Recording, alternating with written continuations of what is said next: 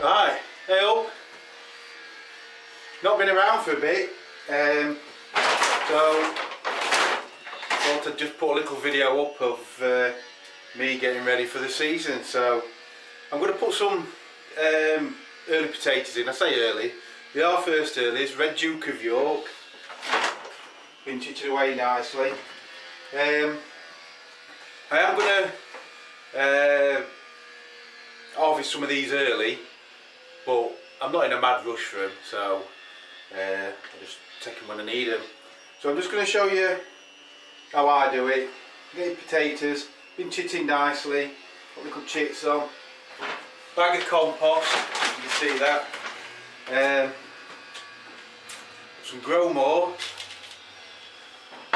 some bloodfish and bone, and I'm going to add some of this, which is worm compost out my wormery. Lovely stuff. There's even still worms in this, but it's very, what's the word for it? It's going to hold moisture. You squeeze it together and it stays squeezed. Fantastic stuff. So most of this were manure that I had in my bottom drawer of my wormery. I don't know. I'll show you it in a bit. I'm sure you've seen it before. I always put manure in the bottom one, although I haven't this year, but I've still got to go down to the plot to pick some up. So we'll get on with it. Put this to one side.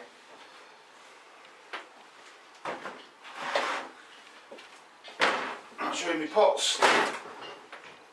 It's just an old flower bucket, that's all I'm using, no sparkling. So first of all, I'm going to put some of this in bottom. Not too much, because in recent times I have done a similar thing with me tomatoes, because it's not as friable as this. It blocked all the holes up. So I'm going to mix it in. So I'll do this all the way. What I'm going to do is I'll put my potatoes in, and then I'm going to fill them right up to the top, which is what I usually do. It's so easy growing potatoes in pots. I mean, if you look into my videos, you'll even see my son, he's 11 now, but it was a couple of years ago. Even he had a half decent harvest out of pots, so don't worry about not succeeding.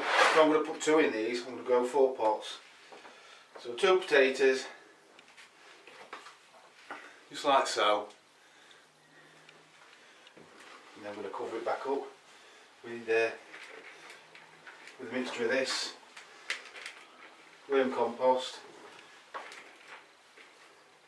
Because it'll all go into allotment, doesn't matter. And then I'm going to add some more bloodfish and bone. Some more grow more.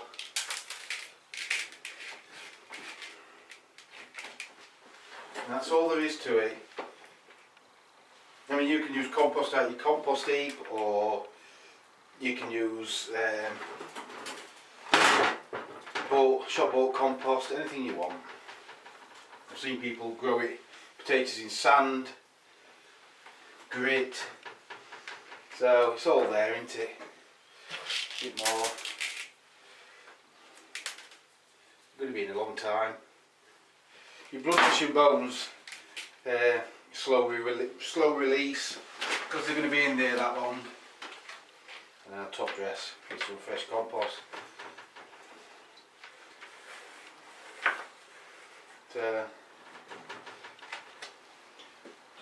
Red Duke of York.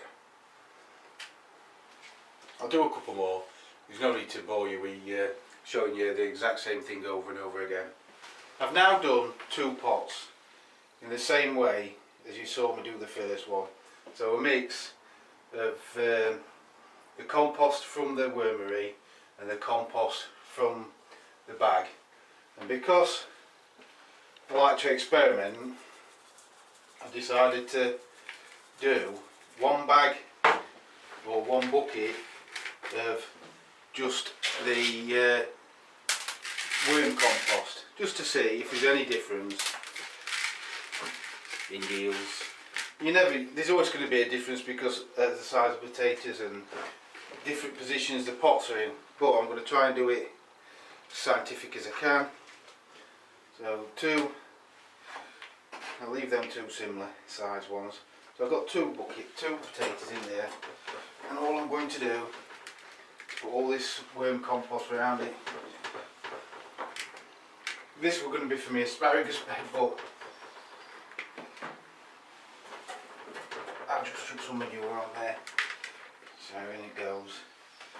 So all it is, hopefully I'll not have to water it as much because it is very claggy, sticking to my fingers.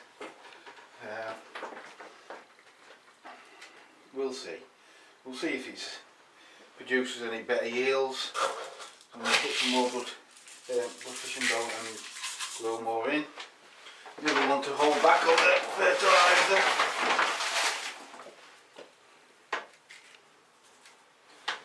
So when I said scientific, all I invented, because there's no measurements. Just put it. Top it off. As I'm going through, I'm seeing worms and I'm just dropping them back into my wormery. I'll show you that in a minute. I've got some old lettuce and whatnot to chuck in. And then I'm going to do one how I always used to grow them, and that is just straight multi-purpose. See if there's a difference. So that's that. So that's two mix, one straight worm compost, and this one's going to be straight multi-purpose. There we go.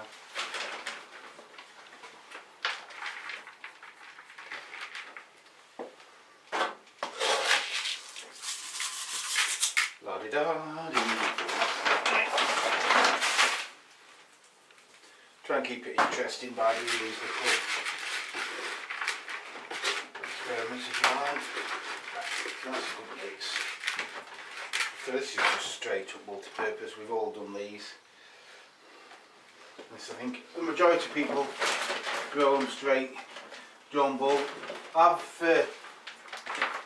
If you look back in some of my videos, I did some where I just used soil with a bit of manure, and that's just as good as results as multi-purpose. So if your budget doesn't stretch to buying bags of compost, but you still want to grow them in pots, you can always dig some soil out your garden or your pot, somebody else's garden, as long as you've got permission, and try it that way. They're just not as clean as your potatoes grown in multi-purpose. If you pull them out of multi-purpose and you can just about just rinse them under a tap and chuck them in the oven. So it's the only disadvantage with soil really, not as clean. Unless you dry them out first. Always dry them out in the greenhouse. So that is my experiment with the potatoes in the green. These are going to stay in greenhouse for as long as they're not in my way. So I'm going to write some tags up for these now so I don't forget. And we'll have a look in wormery. Right, let's have a look in the old wormery. This is a Worm City wormery. So look at all them babies in there. You can see them. Odd slug, but it's quite fresh. Probably before Christmas I started this one. Look at that. Oh, just before Christmas, and I just keep filling them up. So just keep breeding. So that's some old lettuce leaves that we've not got round to eating before they were no good. A bit of card, loads of card in my shed. Holds moisture, they love a bit of card. Bananas. I do tend to try and cut these up a bit, especially thick bits. So, tea bags, I don't like that going here. Old bread.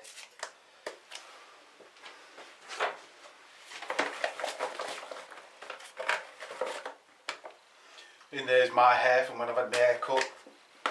So they go in there. I just save it till there's enough to chuck in. You can add every day if you like.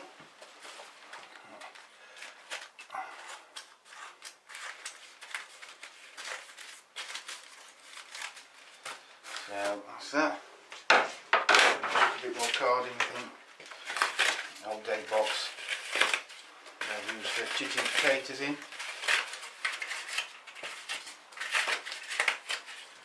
Just keep adding to it till it's full. I have got another one of these trays behind my shed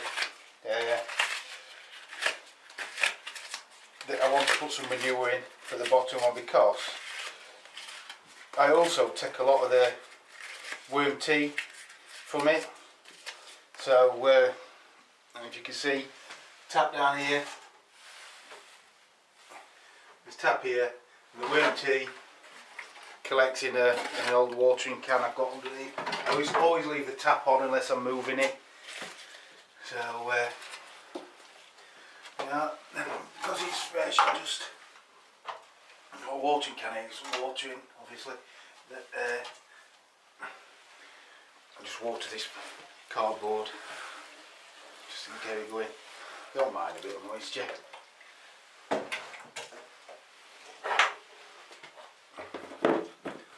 Lid back on, and that's it. One thing I will add is if you're thinking of growing potatoes in pots, there's no need, I'll just move this, there's no need to grow them in a greenhouse. I mean, first time I ever, can't see what I'm looking at, first time I ever grew potatoes in pots, they weren't in a greenhouse. I did them outside, started them off early in the shed because they don't need any light. So I started them off in the shed, and then when they came up, then they moved outside, and I had a decent yield from that. So you can grow them anywhere, you don't need a greenhouse. So that one's the pot that's just at my wormery. That one's just multi-purpose, and them two are the mixed ones, and that's another pot of stuff out the wormery. So I'm chitting my potatoes on top of a wardrobe. Where do you chit yours? Right, let's go and have a look at my potatoes. Right, so I'm up in the bedroom. So we've got blinds in our bedroom, so I position the blinds so they'll get as much light. It is quite a dark day today, but it'll not matter. I'll put light on to show you potatoes. Yeah, so they need to be frost free, but this is the only place I've got really, and I've done them up here for years and years and years, so they're fine. So we'll just take a look at them on top of wardrobe. Right, so I've put light on so we can see. See, irons up here. So I just wanted to show you really. I'm chitting away. Look, they're getting chits on them, so they're fine really. Yeah, but you might find, like I have, that sometimes when you put them in here to chit, you've put it the wrong way. So you do need to check them. Don't matter if you put them in the wrong way, as long as you remember to come up and check them. So that's all I'm doing now. So I'm going to go through them all, make sure that I have got them the right way up. And these are the looking at, well, these are Sarpo mirrors, so these are main crop. These should have big chits on yet. The earlier crops should have big chits. So they're Sarpos. Kestrels, second early, they should be chitting, as you can see. I don't think I've got any first earlies. The only first earlies I had are the ones you just seen me putting buckets in the greenhouse. So you can see I go through them regular and just check. It's only a 2-second job. So just showing you really, because I know some people say, oh, I don't know about chitting because I might not go right way around, but it don't make any difference because that'll stop growing and they'll start going dark. A lot of people don't chit, which is fine. I mean, your first earlies and second earlies you don't really have to chit because you don't have them that long without planting them. But things like main crop, I think you do need to chit because it stops them going long and straggly shoots on them. And I know some people say it don't make any difference, but in all little experiments I've done, I've always thought it does make a difference. And this is not difficult, it's just lazy not doing it really. I suppose, but if that's what you like, that's what you like, isn't it? So I'm going to leave it there. So my battery died, I'm back on the little bit of life that's left. I just wanted to say, they're all labelled up, don't forget to water them because it's dry multi-purpose and there's no moisture in it, so they're all watered and they'll sit there now. Keep you up to date with what's going on with them. Thanks for watching. Felt a bit rusty doing this video because I've not done one for ages, but see you soon.